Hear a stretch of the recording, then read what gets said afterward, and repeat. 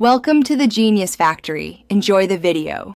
You begin by verifying hardware and drivers so OBS can see your camera. Connect the camera to the PC using the correct cable or capture card. Once done, open Device Manager and confirm the device appears. Make sure drivers or firmware are installed and the camera is set to a clean HDMI or webcam mode. If using IP, note the RTSB/HTTP address. You'll now launch OBS and prepare to add the source. Don't skip confirming the OS recognizes the camera first. You add the camera inside OBS by clicking the plus and choosing Video Capture Device or Media Source for streams. Select your camera from the device list, then set resolution and frame rate to match the camera for minimal latency. Choose 30 or 60 FPS as needed.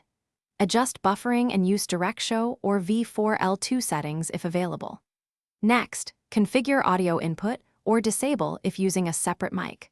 Once done, use Transform Right Arrow Fit to Screen and check color space and range for accurate image. You finalize by organizing scenes, locking sources, and saving your scene collection so settings persist. Test a recording and a local stream to verify sync, dropped frames, and CPU usage. Make sure bitrate and encoder match your upload and GPU capability. If the camera is blank or stutters, first reselect the device in OBS, update drivers or firmware, and reboot OBS or the PC. If problems persist, try a different USB port or lower resolution. That single troubleshooting step solves most connection issues. Thanks for watching. If you found this helpful, don't forget to like and subscribe.